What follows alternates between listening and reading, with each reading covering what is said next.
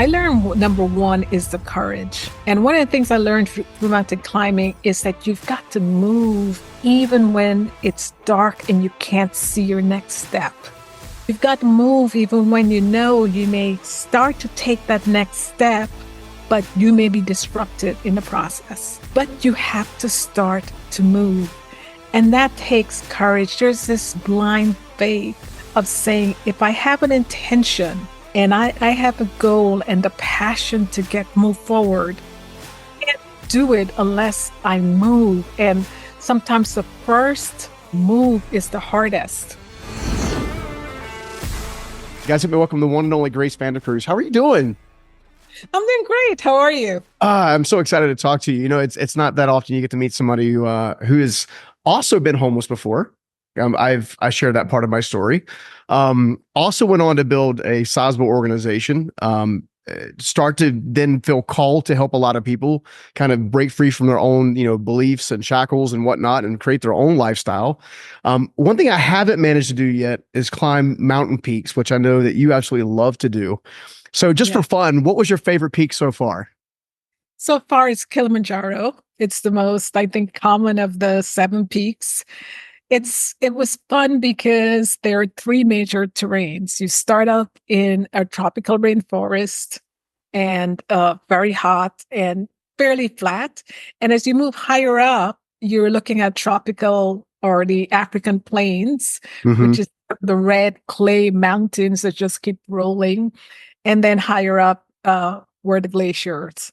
Yeah. So 3 distinct terrains. I think it's a special meaning for me. Yeah. I'm curious, how did you discover your love for it? How'd you find, I mean, that doesn't, create a business. Okay. That makes a little sense. Like you've definitely got the grit and the tenacity for that. Okay. Yes. Help a lot of people. Okay. You got the heart of a servant. You got that. You got the love for God. So you got that as well. So how did you get into mountain climbing? Right. You're right. Most of us don't wake up saying we're going to scale the highest peak on the continent today. So I went to the Wharton Business School, and one of the professors invited me to climb. Professor Yusim had a vision of bringing together leaders from various parts of the globe, different industries, and he believed in order to teach leadership, you have to be outside of your comfort zone. The goal he had was to do an expedition, and the one he invited me was to climb in Bhutan for 14 days, 8 days up, 6 days down, up to 20,000 feet. Oh, wow. Altitude. We climb during the day, and at night we have a bonfire discussion on a relevant business issue. Yeah. So I received this invitation 3 years after 9/11.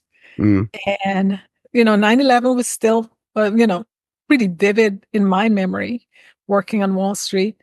And I had vowed to myself to take more meaningful vacations. And even though I think I'm one of the most unlikely climbers, one, I had a serious injury to my left leg. Oh, wow.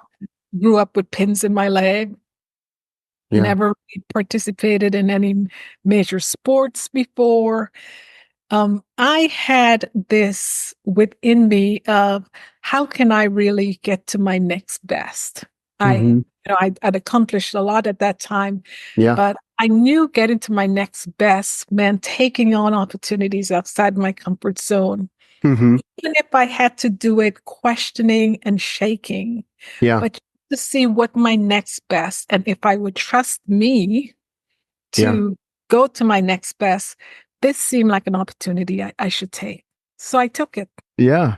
Well, it's funny, some of the most incredible experiences you'll ever have in life in general are on the other side of the most uncomfortable places that you can possibly think of.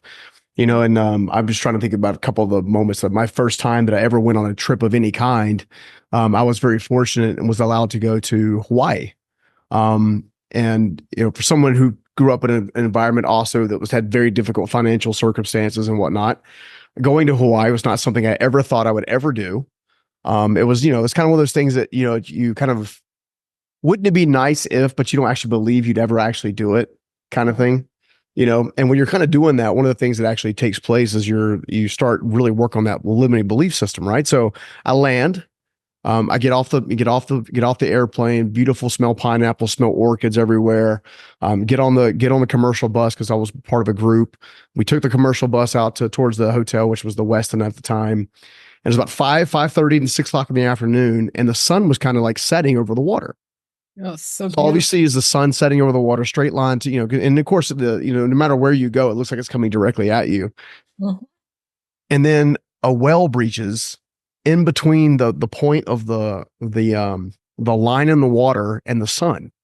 Mhm. Like, I wish I had captured that moment, but that moment literally taught me a great deal about possibilities.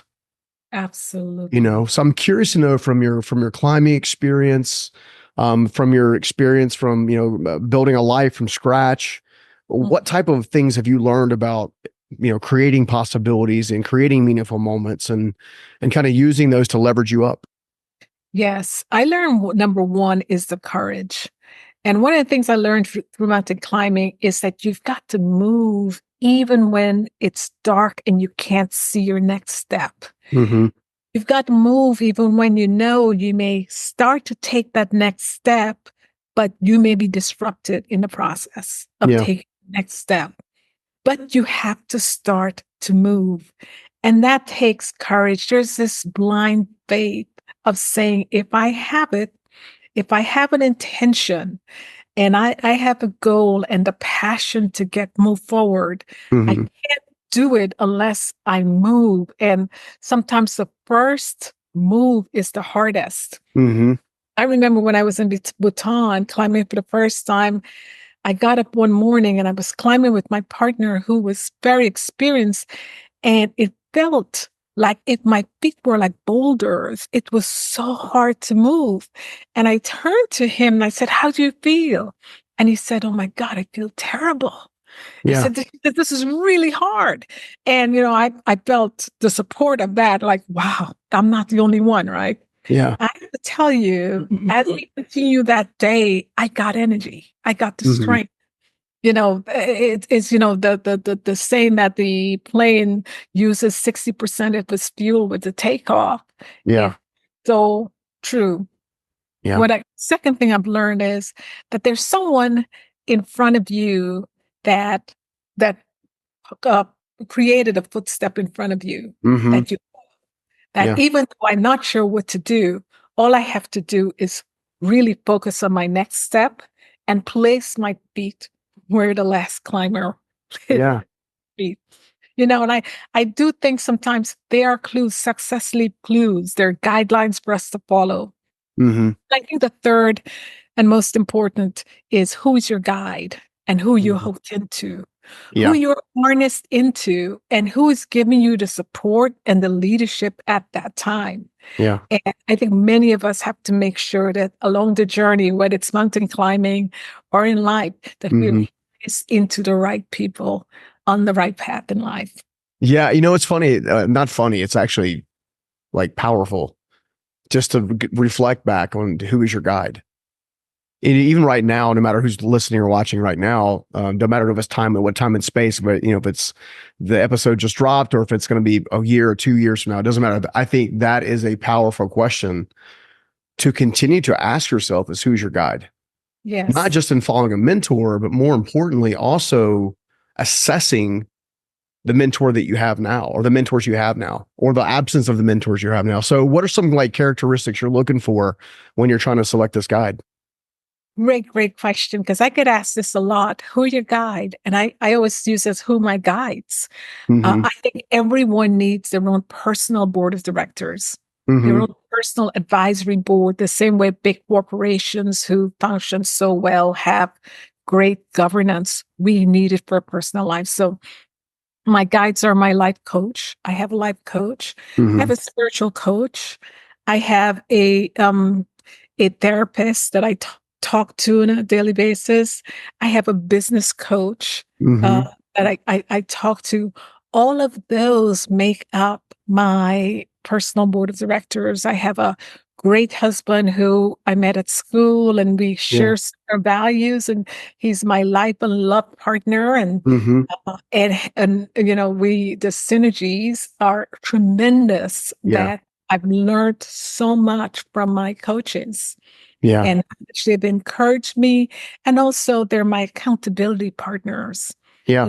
If us, we are, on a journey, we're talented, we're anointed, there's no one that we're accounting to. And that can lead us to very difficult or dangerous places. So, I want to stay accountable to my board of directors.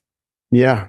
Now, I guess a bit of a side question. How do you know when either you've outgrown a guide, mentor, board of director, or their values no longer align with yours, and therefore it's time to replace that role, almost like it would be a boardroom?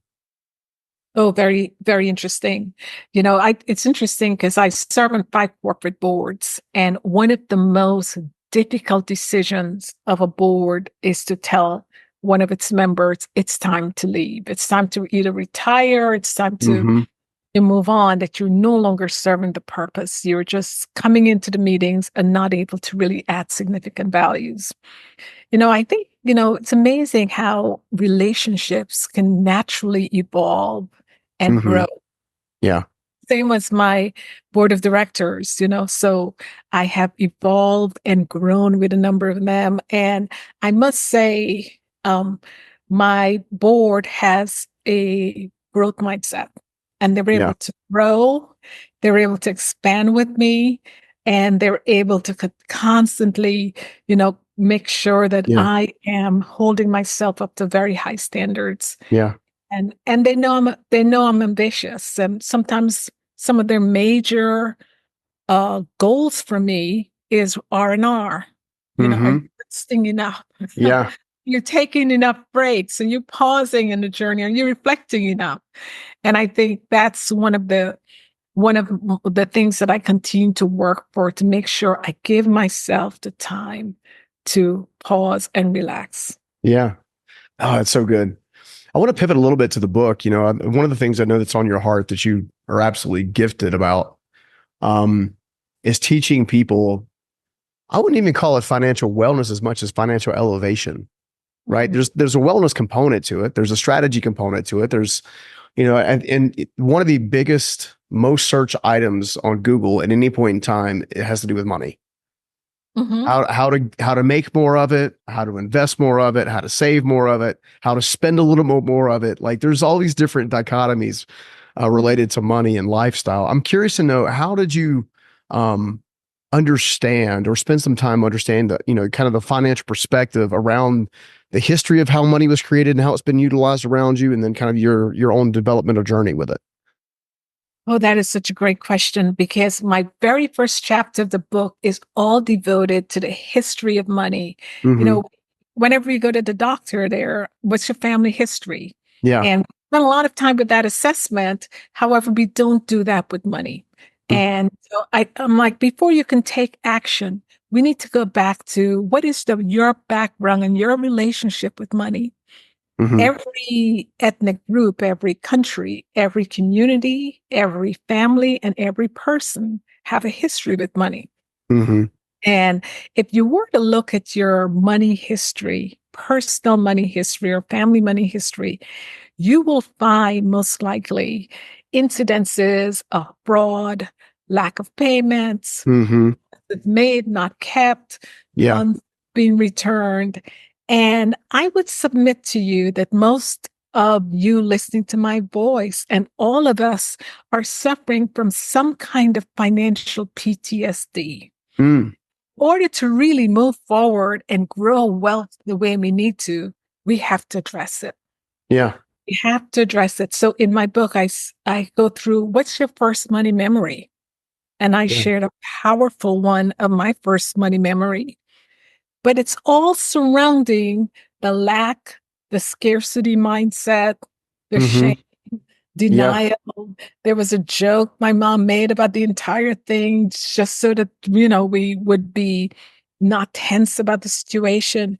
Yeah. And to have that in a child, and, years later, Of course, I'm advising on billions of dollars of transaction, Mm-hmm. but the money memory lives with us even consciously or unconsciously that Mm-hmm. we have to address in order for us to really build wealth. Yeah.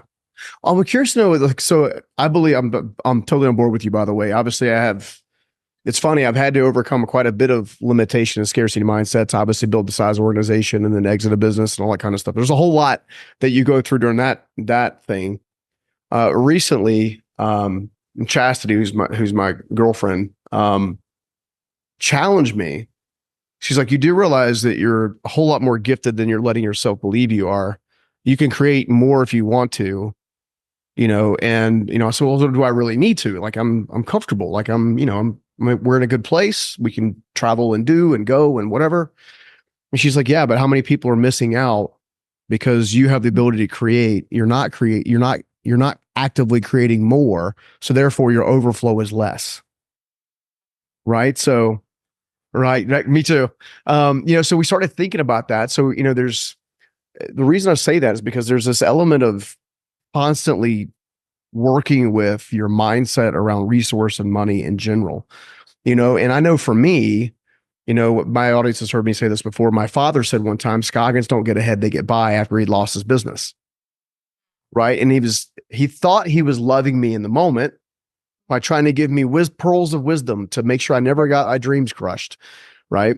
Fortunately for me, it worked out where I pressed on years later and did pretty well. But in the grand scheme of things, we start looking at these experiences.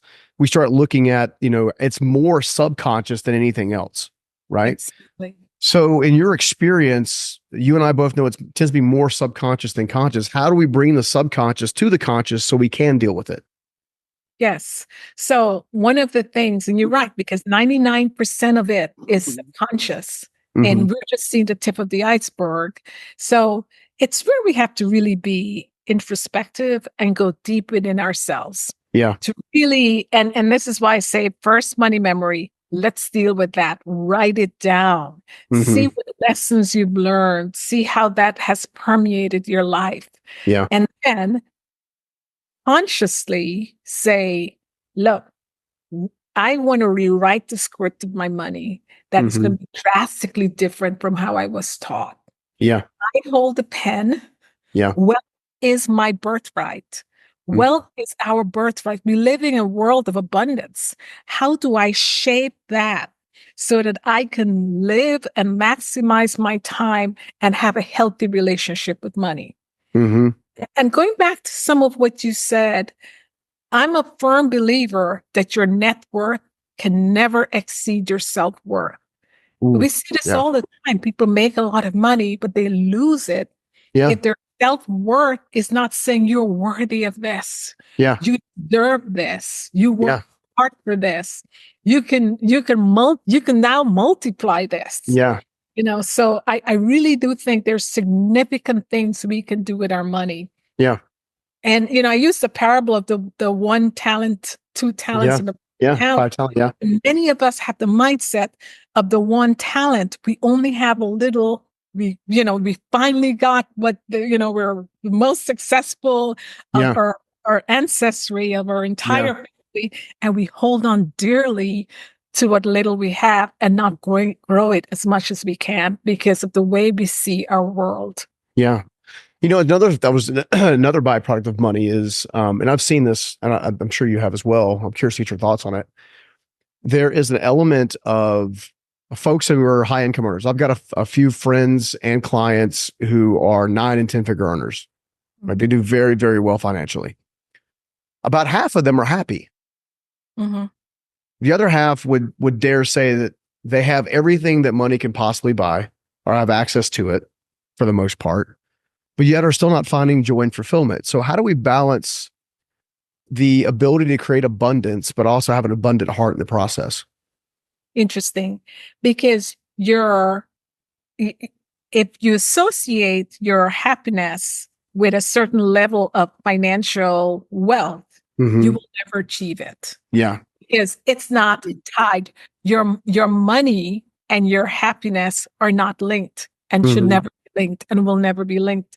So happiness is achieved by much more looking at your internal values. Are you living a life that aligns with your soul? Yeah. It's, are you happy with, are you doing are you living out your talents, your dreams, your expectations?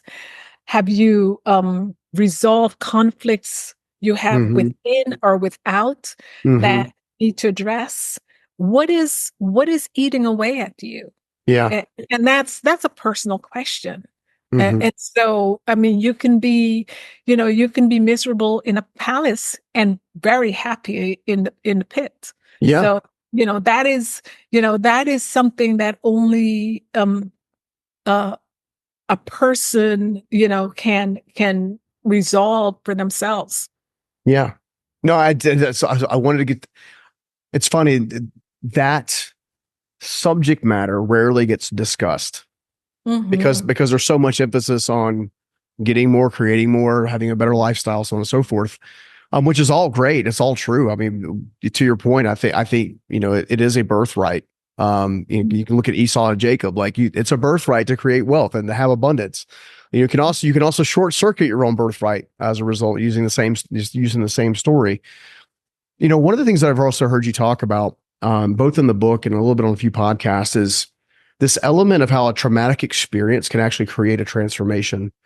And I was wondering if you'd be willing to maybe go into a little bit of the story of the 5 months that you guys spent near a shelter and kind of how that led you to have the mindset. Because a lot of times I find that if we go through a very difficult, traumatic financial experience, we become that experience rather than the alternate. Yes, that is so true. How do we transcend from where we are to where we want to be and not be buried in the traumatic experience? Mm-hmm. So this is where I give a lot of credit to my late grandmother. Her name is Hagar. She had nine children. Oh, wow. God bless her. Indeed. But in spite of her limited resources, she and my granddad found room in their hearts to adopt 5 young sisters who lost their mom. So my Wow. grandmother raised 14 children. As a result, I'm one of 52 grandchildren. Mm-hmm. And my grandmother had very little schooling, and she told me she learned to read and write from reading the King James Version of the Bible. Mm-hmm. So, look, as we speak here today, I can assure you that I was her favorite. She would look at me and she would say, Grace, you have lengthened my years and you have blessed my eyesight. Ah, wow. What amazing love for a Yeah. young child to have. Yeah. But her most cherished words to me were believe beyond your limits. Mm. You see, my grandmother believed that you never plan your goals based on your current Mm-hmm. circumstances. As a matter of fact, she knew that your capacity to achieve your goals, your visions, your passion in life was way beyond your current circumstances. Your Mm-hmm. circumstances could not contain your capacity Yeah. to exceed. And so it was my grandmother's values that she shared and she gave in me. Mm-hmm. So let's move forward. At college, I'm majoring in accounting. I went to Pace University. My home is in Brooklyn. I'm commuting back and forth. And on one beautiful summer day, I came home where I shared a brownstone apartment with me, mom and dad, and my 6 siblings. I came home to that apartment, and as I turned the corner, what I saw was just utter chaos. Fire trucks, sirens, everything. And as I got closer, it's the sinking feeling in the pit of your stomach that chaos centered around where I lived. Mm. And I saw my mom and she was holding some of my siblings. And I said, what's going on? And she was Yeah. so calm. And she said, can't you see? We had a fire. Wow. And, after all the back and forth, in the midst of the ashes, my late dad was determined that we, as a family of 9, would stay together, Mm-hmm. regardless happened. So when the Red Cross Salvation Army, family and friends came and said, look, why don't you split up into twos and threes and go your separate ways until you can get your life selves together and come back. My dad said, there's no way we're splitting up. He reminded me that the saddest day of his life was when he was orphaned at the age of 8 and he was separated from his 2 brothers. And so we stayed together. However, the only place we can be as a unit together was in New York City homeless shelter. Mm. Yeah. And that shelter became our home for the next 8 months. And the event was traumatic, but transformative. And why was it transformative? Because I was a serious student before then, but after then, I was driven. Yeah. I went to that shelter and nothing in that shelter resonated with me. Yeah. When I look around and I saw even the scent within the shelter was repelling to me. Yeah. And so it's in the moments where my grandmother's words, believe beyond your limits, becomes so important to me. And while I was in that shelter was not in me. And what I did was I doubled down on what I had. What I had was an education that I had to finish. So the next semester I was registered for 12 credit. I upped it to 18 credits. Yeah. Because I wanted to make sure that my school became the central focus of everything I did, because that was the bridge for me out of that shelter. Hey guys, I hope you're enjoying the show. Stephen Scoggins here. I've got something that I think is absolutely going to blow your mind. Imagine taking your life and your business to the whole another level. I'm talking about an 8-figure level and beyond. You see, you've been working your butt off to build your business to where it is now. But what if you could work smarter, free up more time, make more money and impact along the way? How much would that be worth to you? You see, I can prove that basic steps, basic mindset shifts, and subtle changes can make the biggest difference. I want to introduce you to the 8-figure mindset makeover. It's absolutely free and it's here for you. It's a powerful summary of my top strategies that help propel me from the streets, if you will, to upwards of 9 figures and quote unquote success, as we like to chase it. This is more than just tips though. It's a complete mindset overhaul with simple hacks that you can apply today to begin working on your unprecedented heights in your own business. I would like the honor to share these types of things with you that turn my dreams into reality so you can experience the same type of joy and freedom that I now get to live out in my own day. In other words, it's time for you to build your own unstoppable enterprise. And if you're really ready to take it to the next level and elevate your life and your business, this is an absolute game changer for you. So if you want to take advantage of this free resource, simply go to the show notes and click the link, or you can go to stephenscoggins.com/8-figure. That's stephenscoggins.com/8-figure. Until then, much love. God bless. Let's get back to the show. Take care. So one of the things that often happens in events, like I mentioned before, you just mentioned not having the shelter in you, even though you're in the shelter. Like that is a life truth that is metaphorical and literal in so many different ways. So many different ways. When we are trying to overcome our own beliefs, and you mentioned your grandmother telling you believe bigger than your limitations, right? So when we're trying to believe bigger, but yet we look around and we see adversity, we see challenge. Like I'm inspired and encouraged the fact that not only that you just were aware enough to know that that wasn't going to be the reality that you wanted long term. 2, were humble enough to get down and get your hands dirty and do the work. And 3, now get out there and teach people how to do the work. Yes. Isn't that amazing? Because I think the difference between where I am in the midst of a fire, looking at the ashes, everything we own fit in a 13-gallon trash bag with room to spare. And where I want to be is, self-sufficient, financially abundant, away from this. The difference between and where I am and where I need to be is me believing in the possibilities. Yeah. Me thinking of what's possible for me. And I knew that what's possible for me was to stay the course in school, was to graduate on time, was to not have this detract me. Yeah. Because if it detracted me, I would still be in the shelter today. Yeah. You know, what's really interesting is I also instinctively knew when we were going through the most difficult financial struggles in my childhood, and there was a few of them because we had a really rocky roller coaster with finances.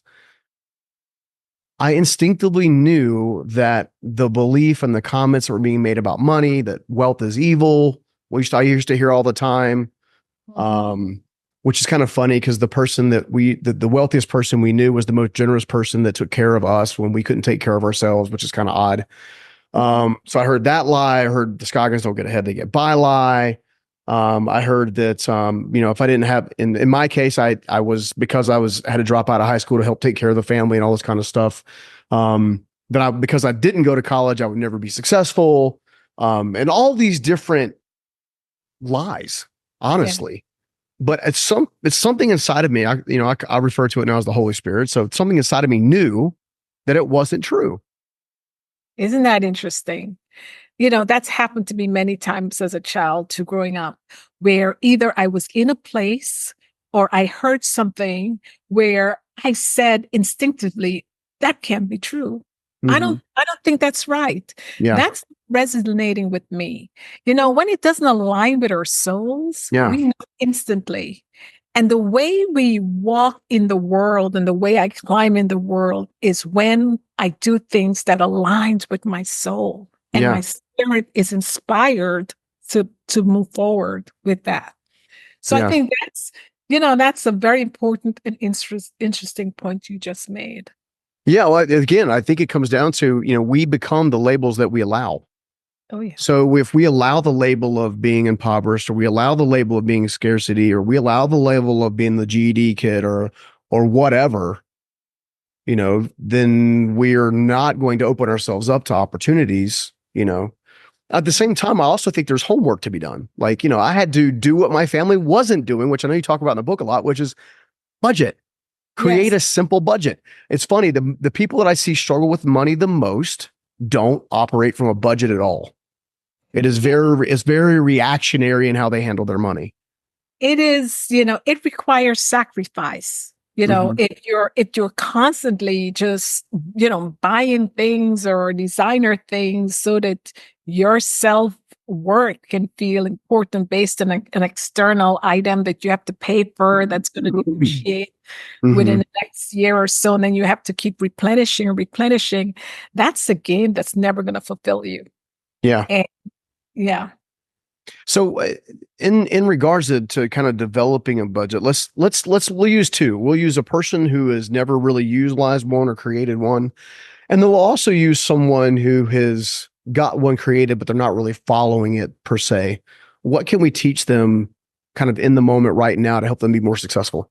Absolutely. So one of the things I did was in my book say the most powerful tool you have, it's right in your hands. And it's your smartphone. And I listed about 10 apps, budget apps that you can download today and just start your budget using those apps. Because what I'd like to do is have us be so interactive with the way we save it and the way we budget is so automatic. That you don't have to think of it, and don't think of it as some laborious spreadsheet that you manually have to type everything in. It is just you download it, you set it up. Here is your budget. It's updated on a monthly basis, sometimes a weekly basis, depending on your circumstances. But you can actually see where your expenses compared to your budget on a fairly automatic basis. What's interesting is I was being in business, for almost 30 years now, and owning one, creating one, founding one, selling one, all of that, all the stuff that goes with creating teams, hiring great team members, removing great team members, forcing myself to level up as a leader, all those different aspects, right?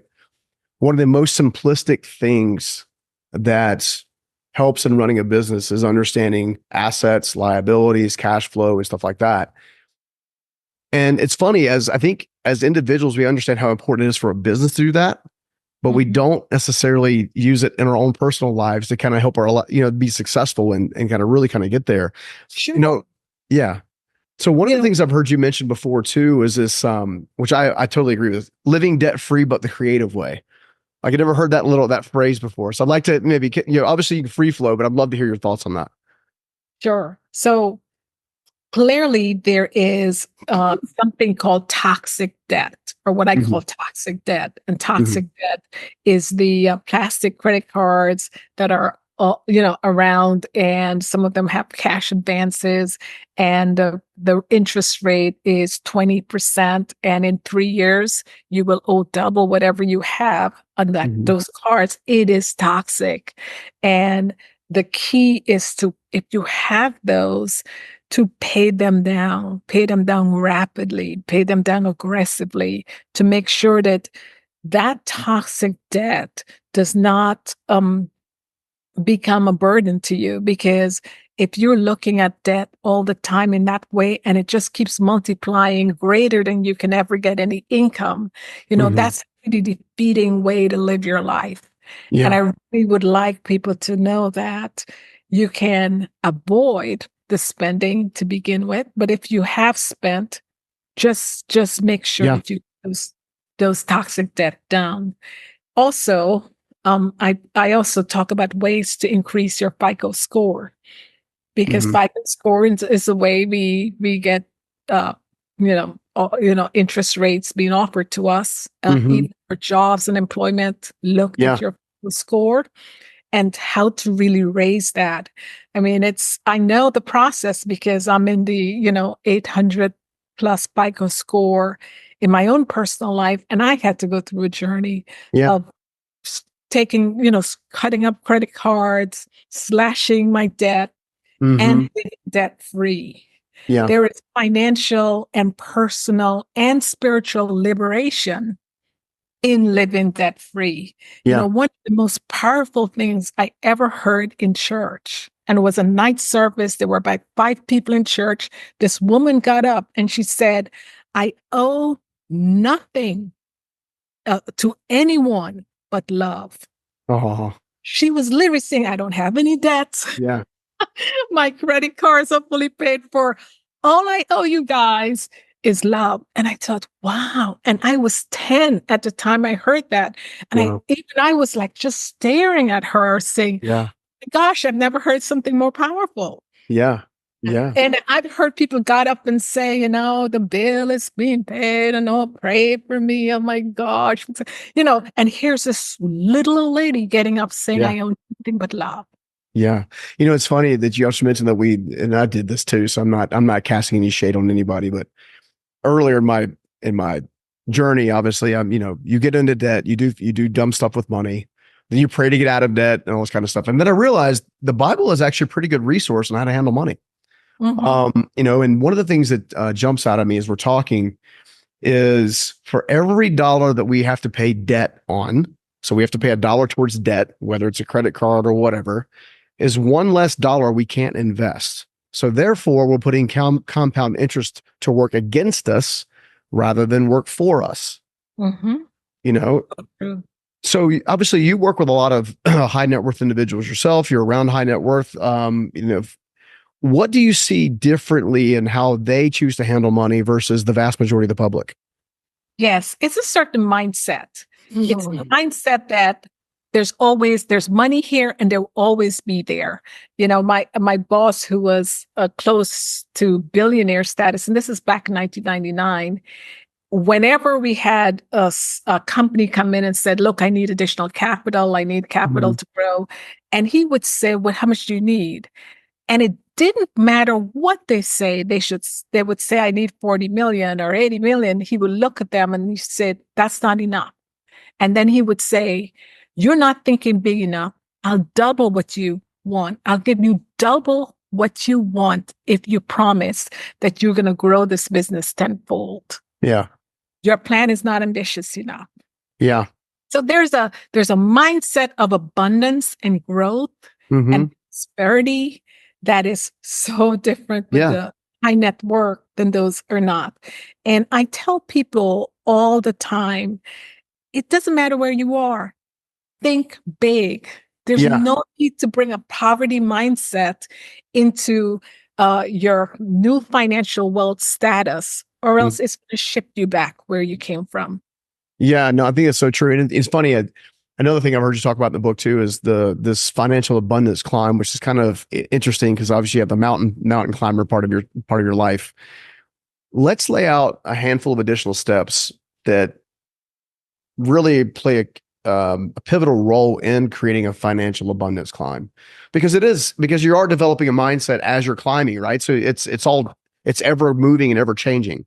That is a great question, because with every client that you begin, the first thing you have to do is make an assessment and make sure you have the tools Mm-hmm. ready at every single level of your climb.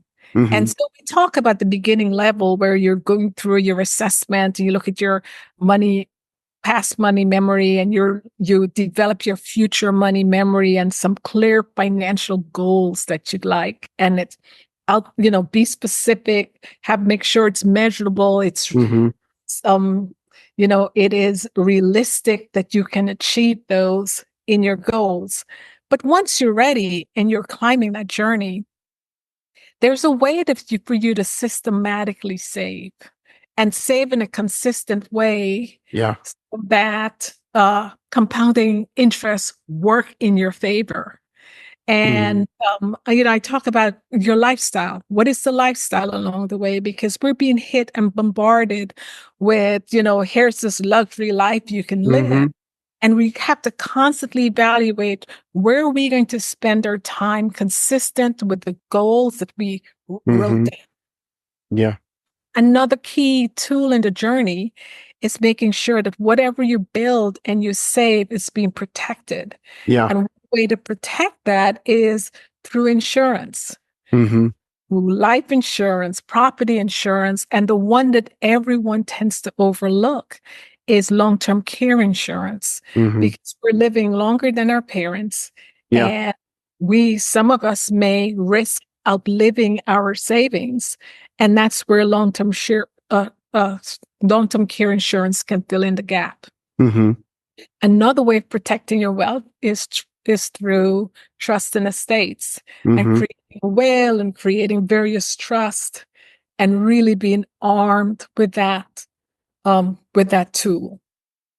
Yeah, I was just jotting some notes down. It's I was kind of reliving some of my own financial journey. So I went through the process of having less than, equal to, more than, substantially more than, substantially more than. And through the course of that, it's okay, get yourself together, get yourself out of debt, start building up cash flow, because again, if you're not spending $1 on debt, you can spend $1 over here kind of thing. So getting the cash flow going. And then it became a point in time was, okay, well, now I have things that are part of the wealth profile. So two things. I guess we want to talk about asset rich, cash poor. We'll talk about that as well. But I also want to talk about, I've realized now that the more successful I become, the more at risk I am for outside sources trying to basically shortcut the process and, essentially try to take what I've spent my entire life earning, which is, so we start getting into state and trust and planning and all this kind of stuff. So first of all, let's hit asset rich, cash poor, because I think that's one segment. And then also, once you have a nest egg, or you have enough to protect, so to speak, maybe speak to that a little bit. Sure. So the asset rich cash poor, a classic example in my book was my 95-year-old neighbor who was in an apartment worth millions, but she did not have enough cash to function on a monthly basis. Her medical bills were just exceeding what she needed. And she shared this with me. I mean, at first I didn't believe her, but she really said, Grace, I got a call from my broker. I'm completely out of cash and I don't want to leave my house. I don't want to sell it, because if I sell it, it means I go to an assisted living and I want to die in my house. she had a happy ending because she was able to get someone to finance her home on a personal level. Mm-hmm. And she was able to stay in the home. And I'm the current purchaser of her home. I'm the new, Yeah. I bought her apartment, Yeah. expanded mine. So, so I think with the, when you're in a position of the asset rich, uh, chances are it's real estate because real Mm-hmm. estate has accumulated that high to the extent that you can sell some of those assets to bring your cash flow up Yeah. or rent part of your asset out, but just look at creative ways to bring the cash in. Mm-hmm. Yeah. And also, too, she did not have long-term care insurance. It's Mm. another reason I keep saying long-term care insurance Yeah. because the medical bills will be exceedingly high, Yeah. higher than you can imagine.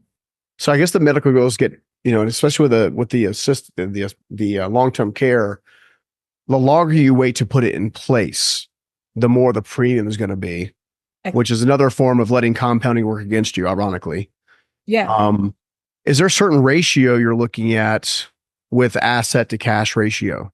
Are you looking, at how much liquidity do you have in conjunction with how many assets you may have? sure. So the liquidity you have is going to be based on your lifestyle.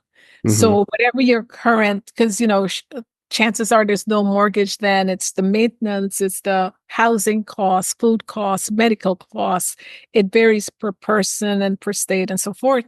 But the liquidity needs to exceed your monthly cost. Yeah. Otherwise, you're basically living at poverty level with a lot of quote unquote Yeah. net worth, which is kind of Yes. yeah. Yes. It's just I hate it for your friend because I'm glad you guys were able to work something out and make something beautiful out of it because I can imagine it's a very scary place to be. I have quite a bit of real estate myself, and I actually don't. Most of my commercial properties are triple net, which means they pretty much sort of self-sufficient. They take care of themselves with the tenants, which is great. But at the same time, there are also some of them are worth, a few $1,000,000. And as a result, they are not properties that I could quote unquote liquidate or sell quickly, especially in a market where interest rates are 8+% or whatever the thing is. And when you're in a 3% interest rate environment, you can find deals everywhere and everybody's Yes. happy. And then you're like, okay, so you're buying more assets, You're like, okay, this is awesome. This is kicking off this amount of cash. And then you have a COVID happen, and then then you can't fill the place up and you can't get the tenants. And, so I think what you're saying is very, very valuable for people to keep in mind when they're looking at the integrity of their risk profile, right? Their risk profile has got to be one of mindfulness, but not fear. Yes. Yes. Maybe as we're kind of like wrapping up here, I'm curious to know, I know one of the things that you talk about in the book is a very quick financial fitness kind of calculator, if you will, to kind of really figure out where you're at. And you mentioned it earlier as kind of like taking inventory. And I feel like that's an amazing place to be. That's the first thing I do with my kids. I have a few adult kids. First, my daughter just was like trying to get another house and and whatnot. And I was like, first thing we got to do is figure out where you're at before we plan the next course. Maybe as we're kind of wrapping up here, maybe kind of give us a couple things that we can be looking at. And then obviously I encourage everyone to go grab the book, learn more about that. But more importantly, also continue to follow your career and everything you're doing as well. Okay. So the financial assessment, there's a tool where it just goes over your values Mhm. and there's a score mechanism and it tells you where you score. But one of the things I'd like us to do is look at the big picture in terms of financial assessment. And one of the things to be aware of, because I work in the insurance industry, is that catastrophes, their frequencies, their severities are increasing. So Yeah. we had in Burrell Yeah. that came through, Ivan, and you name it. They just Maria, and they will intensify. So many of us have homes along the coast, Mhm. and they're beautiful, and we Yeah. all have to evaluate our insurance. Is it enough? Is it adequate? This is the time to make sure that your insurance carrier is Mhm. a well-rated carrier and our homes are insured, because being financially prudent, meaning that we protect our asset. And for Yeah. most of Our real estate is our most important asset. Yeah. Yeah. Gosh. So good. Grace, I've enjoyed having you on. Thank you so much for sharing so much wisdom and experience with us. I want everybody to continue to follow you and learn more about you. Where can they find you at the quickest and easiest? Sure. GraceGlobalCapital.com and Financial Abundance with Grace for all of the master classes. You're awesome. Thank you so much for joining us. You're welcome. All right. Take care. I hope you liked that video. And if you did, make sure you check out this next video right here. So how do we deal with these generational curses? Okay, so we have to identify them, and we can do so by just identifying where we're struggling in our life right now. Every good personal development event, you're going to be asked to do this. And what I have my clients do is sit down, close their eyes, go into meditation with me. And then I ask them to just give each of these buckets in their life a score from 1 to 10.